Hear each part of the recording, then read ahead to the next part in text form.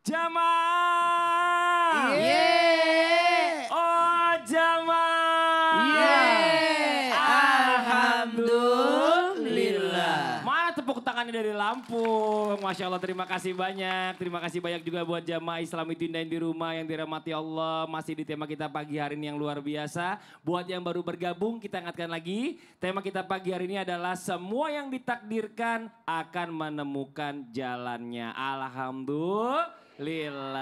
Dan sebelum lanjut ya kita lihat dulu nih video tayangan kali ini tentang suami KDRT harus bagaimana. Coba kita lihat tayangannya, ini dia. Dong Bu, jadi perempuan juga jangan mau di KDRT sama suaminya ya Via.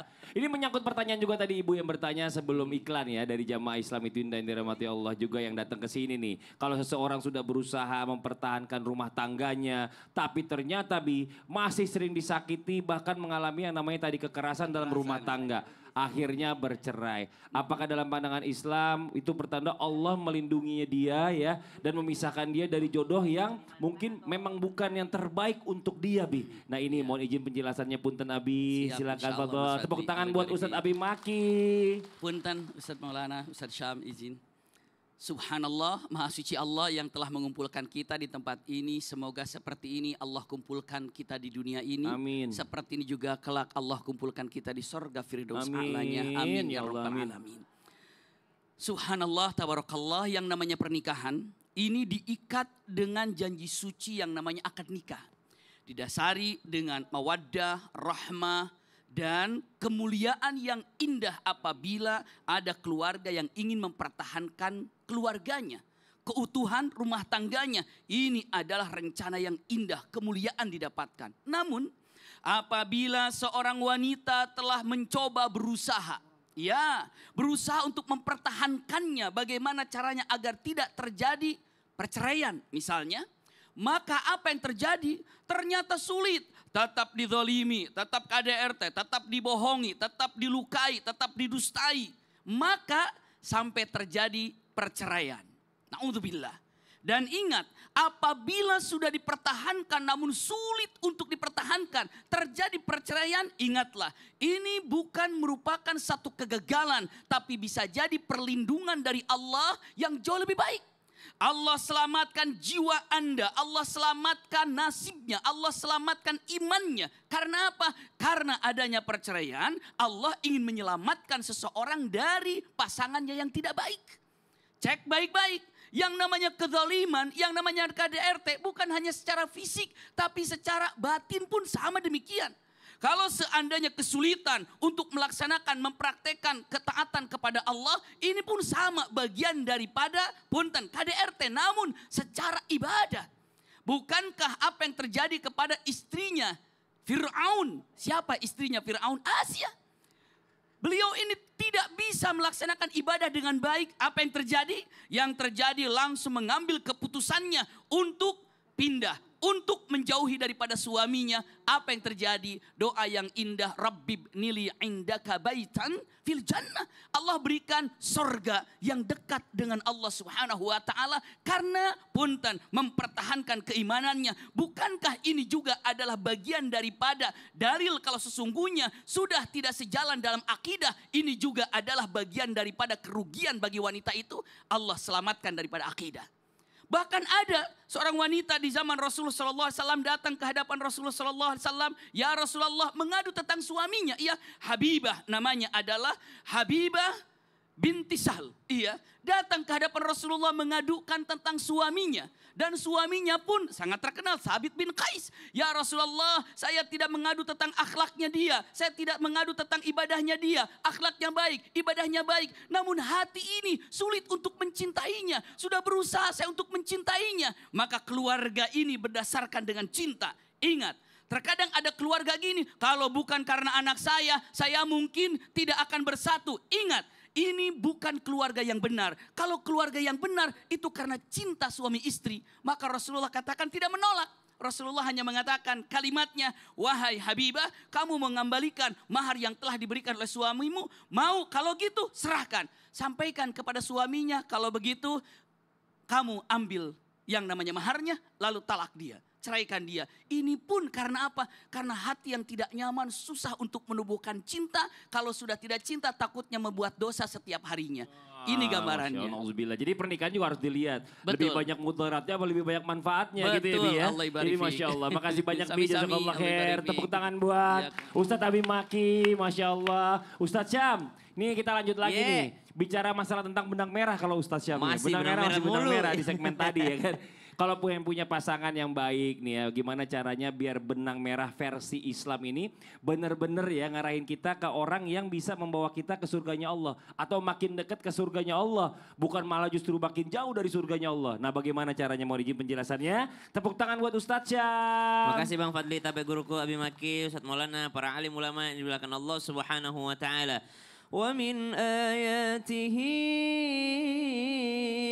أن خلق لكم من أنفسكم أزواجا لتسكنوا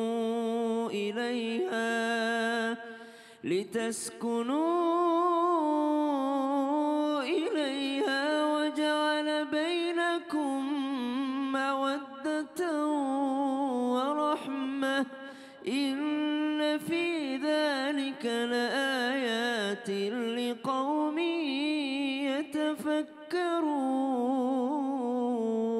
يتفكرون. Allah. Meskipun sudah ditakdirkan oleh Allah Subhanahu wa taala, namun kita juga sunnah berikhtiar karena tidak ada ikhtiar yang sia-sia.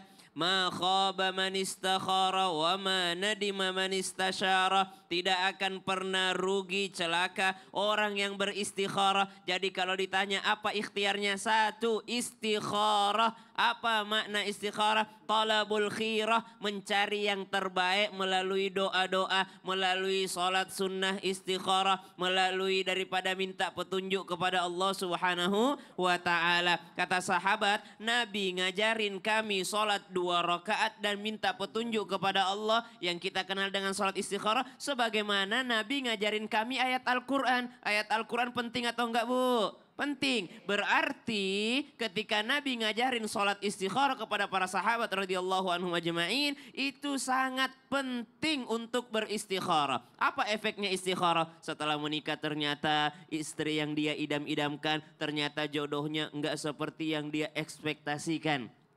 Ternyata selama ini yang dia lihat dari seorang laki-laki cuma casingnya doang. Ternyata aslinya enggak begitu. Tapi karena dia adalah hasil istikharah, dia akan senantiasa berhusnudzon kepada Allah. Oh, ini kan yang nunjukin Allah. Berarti seburuk apapun pandanganku pada dia, mesti ada kebaikannya. Lihat para wali Allah, ketika mendapatkan pasangan yang menurut orang lain tidak baik, dia cari kebaikannya. Ada seorang soleh, subhanallah, saking solehnya guru ini, muridnya bermimpi melihat gurunya di tempat yang sangat indah, sehingga dia mengatakan, loh kok guruku ini mulia sekali, tapi kok bisa istrinya kurang ajar sama dia.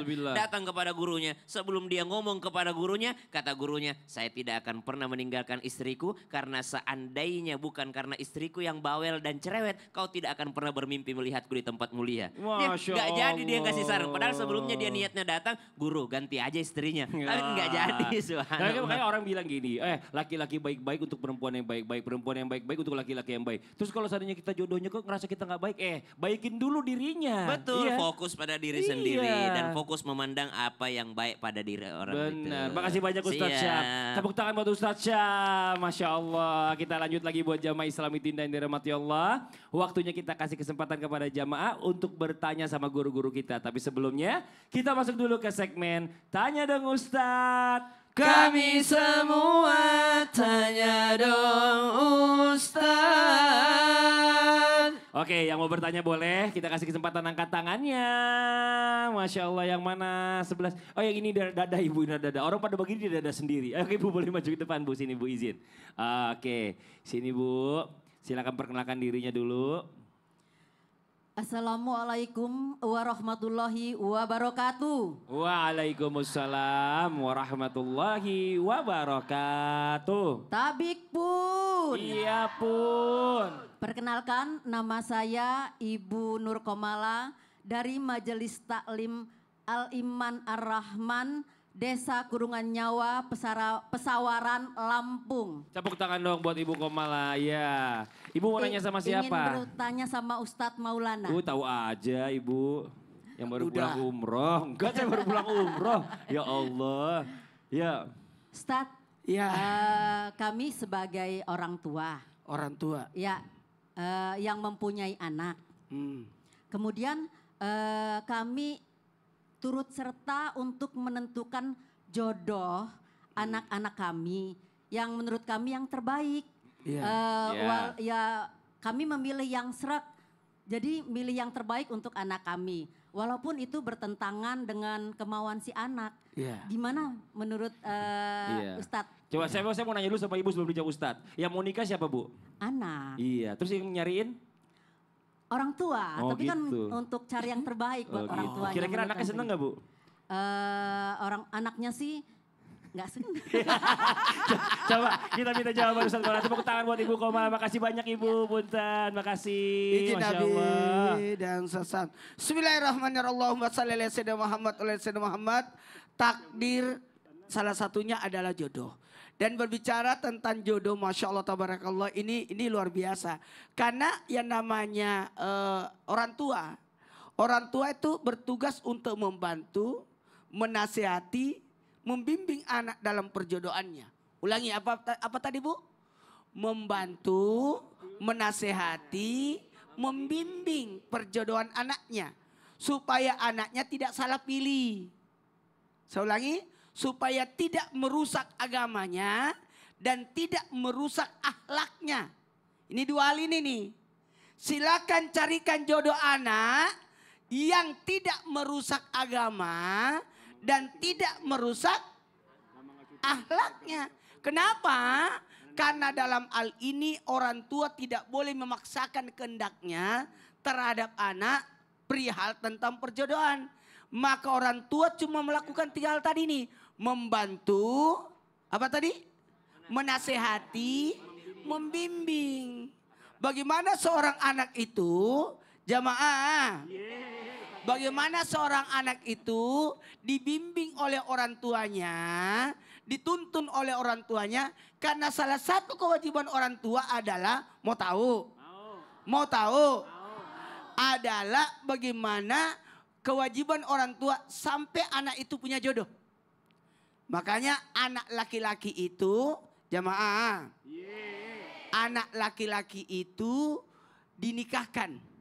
Siapa yang menikah? Laki-laki atau perempuan? Laki-laki. Anak laki-laki itu menikah. Anak perempuan bukan menikah. Dinikahi. Maka nikahkan anak laki-lakimu, percantik anak perempuanmu. Maka silakan pilihkan jodoh buat anak. Tapi beritahu nak kalau ini, kalau ini, kalau ini. Perlihatkan.